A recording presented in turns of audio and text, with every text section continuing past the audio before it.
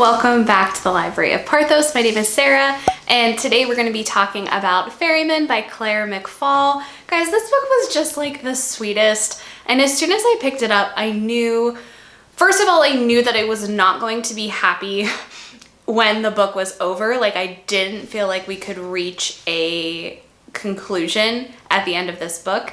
And I talked about this in my March TBR video. I ended up looking up the author like almost, I don't know, immediately after starting this book, and found out that this is a trilogy. So I bought the second book, and I'm still holding off on buying the third one because it didn't quite, the art didn't match and I wanted like the complete set, but I'm going to be looking for that third book very, very soon. But this was just, it was just such like a sweet, tender, touching read, and I really enjoyed it. First of all, it takes place in Scotland, and Scotland just holds a special place in my heart. I've only been there once. I've been to Edinburgh and Inverness, but I really look forward to going back. My husband and I got engaged there. And it was just one of those places that was, I don't know, like magical. And I loved it so much, and I'm really looking forward to hopefully in the next couple of years going back again and exploring more. The story starts off in Glasgow, which I've not been to, but just seeing the countryside on the train ride from Edinburgh to Inverness and the city itself, and just so many good feelings. Anyway, so I'll start off with a very, very quick summary of the story, hopefully keeping it spoiler free. Then I'll dive into some of my thoughts on the plot of the story and why I just really enjoyed it so much. So this is the story of Dylan. She's a like 15, 16-year-old teenager in Glasgow, and she is on a train, and it crashes and she dies. And after she passes away, she has to cross this wasteland that's basically like the Scottish highlands with her ferryman, Tristan, who is to accompany her to the end. And along the way, they have a very dangerous trek there, and they grow closer as they get there and closer to the end. And we don't know without spoilers what's gonna happen there when she gets to the end. So that's essentially the plot of the story. I knew nothing about this book before picking it up. I just kind of spotted it in Barnes & Noble, was drawn in by the title and the cover, and picked it up, and then a couple of months later decided to read it and fell in love immediately. A couple of things about this book, kind of getting into some spoilers. First of all, this book definitely won't be for everybody. And I'm, you know, very much a romance fantasy kind of gal. That's what I enjoy reading. So I very much enjoyed this book. However, I will just kind of say that it does have that like teenage love, like first love is the only person you're ever going to love kind of trope going on, which might not be something that everyone is interested in. So just keep that in mind if you're choosing to pick this up.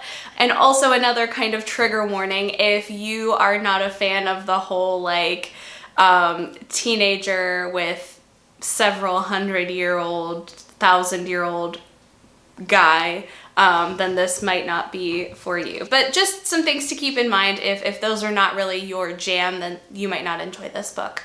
But getting into the plot of the story. So obviously, maybe not obviously, the majority of the plot takes place in the wasteland, which is what Dylan has to cross to get to the afterlife. And I thought the writing about the wasteland was super creative, and all of the aspects of it were really interesting. So first of all, the reason I said Dylan is very dramatic is because she never really complains about it or whines about it, but like just from the way that she's written and the way that she reacts to things, she's very much one of those teenagers that is like, I'm so alone in the world, nobody understands me. And to a point that's true, like life is so hard. To a point that's true, but also not. So, I mean, she dies in a train crash. So I mean, you gotta give her that. That's pretty tragic. Her met her dad. She's actually on the train to go meet her dad for the first time. She finally managed to find his number that her mom was hiding somewhere, and it has made contact with him and was going to spend the weekend with him in Aberdeen, and that is when the train crashes. Also, she has a tumultuous, that might be too strong of a word. She has a good relationship with her mom. They just argue all the time. She also gets bullied at school quite a bit, like doesn't really fit in. None of the kids are ever really nice to her. So like, I get it. But at the same time, like, it's just very typical teenager, like, oh, my life is so hard. Nobody understands what I'm really going through. But she died, so I guess that's a free pass. The reason that souls have to go across the wasteland after they die is so that they can come to terms with their death. So that is the job of the ferryman, is to kind of inform them that they are dead and kind of get them through that first emotional shock. Both the ferryman and the wasteland take on forms that is comforting to the person, the soul that they are guiding. So for Dylan, she thought she was on her way to Aberdeen to visit her father, so the wasteland looks very much like Scotland, which is a lot of hills, a lot of rain, a lot of mud for her, unfortunately, that she has to trek through. And her ferryman, in turn, is just a teenage boy. Like, that is a form that would be comforting to her, and his name is Tristan. And so it takes Dylan a while to figure out that she's dead. He doesn't really tell her. He just kind of lets her figure it out on her own when they're walking through miles and miles of hills. He's being super vague about, like, finding help, why her phone won't work. She has some memories from the crash where she, when she's getting off of the train into the wasteland, she is slipping on something liquid, and she remembers forms that may have kind of looked like bodies. So she has some memories from the crash, but she doesn't have a complete picture of what happened.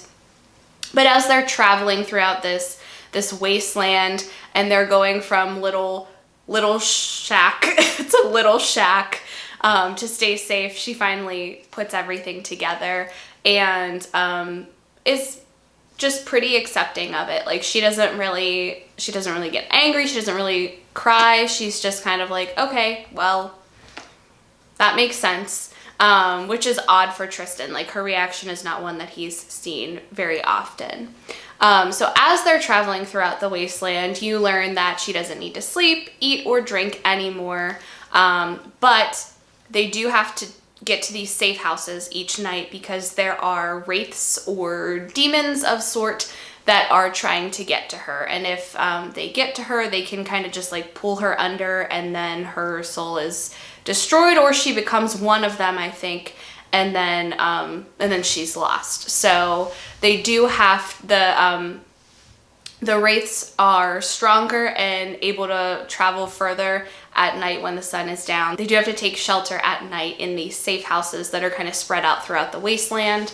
The kind of like the closer they get to the afterlife, the more dangerous the journey becomes. So as I'm sure you can imagine, Dylan and Tristan grow quite close during their journey to, it doesn't really even have like a name, I don't think. I think it's just called like The End.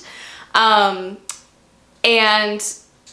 they finally get to the very last safe house and confess their feelings to one another, and Dylan asks Tristan if he will go the whole way with her because she doesn't want to go the rest of the way alone. And he says that it's not something that he's technically allowed to do, but he will do it for her, which of course is a lie because he's not allowed to go those last few steps with her. There's like a physical barrier that he can't cross, and when she realizes that, she's just absolutely distraught and not really willing to move until she's able to see him again. A couple of weird things happen, and we find this out closer to the end of the book, that first of all, usually when a soul crosses over, they end up in whatever they imagine as home. So they either end up in like their childhood home or the street that they grew up on, or whatever they associate with home, that's how it appears. But for Dylan, it appeared as the wasteland. It never really changed. And when she was greeted by, I think it's Kaylee or Callie, a being that is like there to guide her, they take her to the records room where she's able to locate other family members that she might want to see. Like I think her aunt and her grandma might be there. But she asks for Tristan's book instead and is able to find a soul that he had told her about. His name is Jonas. So she's able to find him and basically says, like, I'm not supposed to be here. I need to get back to the wasteland with Tristan. While all of this is happening, some weird things are happening for Tristan too. So normally, whenever he finishes the soul's journey, he is transported to his next soul, which happens. However, he stays in the form that he was in with Dylan, which is not usually how it works. Usually he changes to look comforting to the next person. And the other weird thing, actually there's two more weird things now that I think about it. People can see him while he's waiting for the next soul. That normally doesn't happen. Normally he can see them, but they can't see him. And the other thing is that he was attacked by wraiths at one point, and they were able to physically harm him and he was bleeding. And that's usually not something that happens with Ferryman. So you find out that they are both having these different experiences than what is normal. And Dylan finally finds this super old woman who tells her all these rumors that she's heard. None of it is confirmed, but she's heard that if you want to go back, you can. You just have to open any door and think of where you want to go, which for her was the wasteland. And it should open for you. However, people who have tried, many of them, the door was locked because that's not really what they wanted. That's just what they thought they wanted.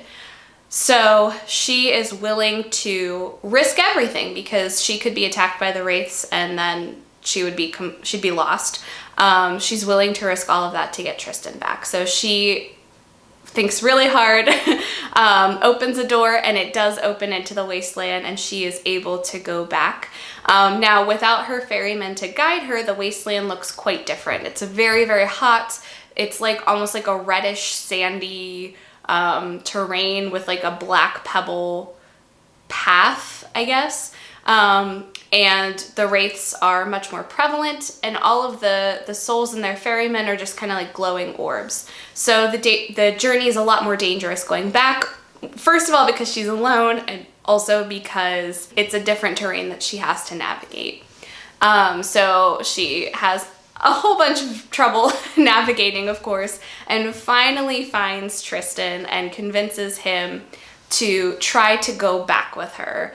And he again says that he can't go to the afterlife with her, so they both decide to try to go back to her body on the train. They are successful in doing that, and Dylan is able to kind of like climb back in her body almost. That's not really how it's described, but I guess that's basically what happens. And then she is pulled out of the train by EMT workers or ambulance or whatever, and Tristan is there. So they were successful in crossing back over to her world together. And that is where the first book ends. As I said, there are two more. I'm about, oh no, I'm not like halfway. I'm like maybe a third of the way through the second book, Trespassers.